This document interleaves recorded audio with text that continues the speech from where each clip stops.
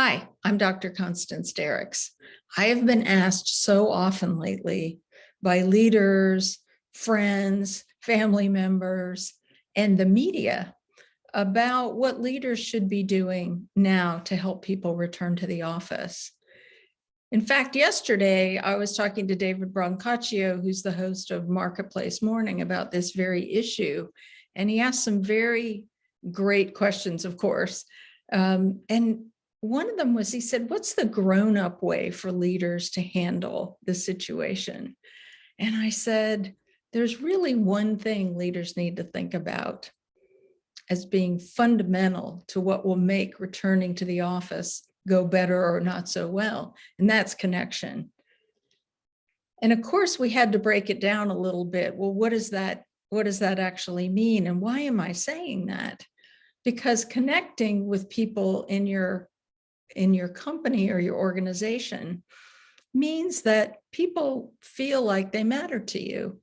It's really that simple. You could either know them extremely well or just know them a little bit, or you set in motion other leaders in the organization who will carry forward with this mindset and behavior of interacting with people in ways that let them know that who they are and the work that they do is important.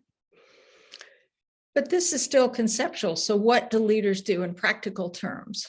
Rule number one, be an explorer in your own territory. Think about how you would look at and observe and ask questions about your own company if you didn't know as much as you did know. Be curious and be willing to ask people questions. One of the most brilliant things that I've seen great leaders do is learn in public.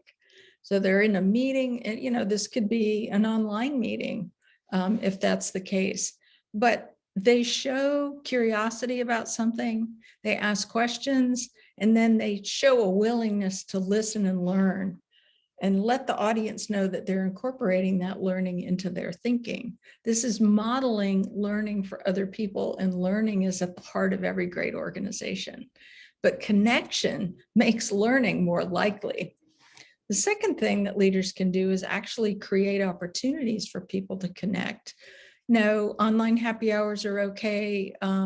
Doing outdoor lunches when you're back in the office is fine. But I'm talking about putting people together to work on something interesting for the business, something related to their work, but something that might be a little different than what they normally work on. Put people together in a group or two at a time and suggest to them that they go explore. And you can actually use that word, go explore. You're not asking for a business plan. You're asking for them to go and learn and come back. And the third thing is that the leader can show everyone how excited they are when people go out and explore and wander and learn and come back and share that with the rest of the organization.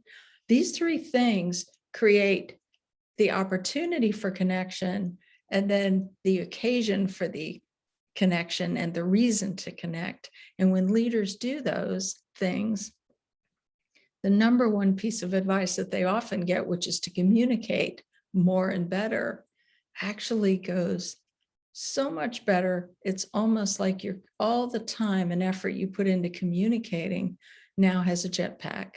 So try it, and I'd love to hear from you about how it goes.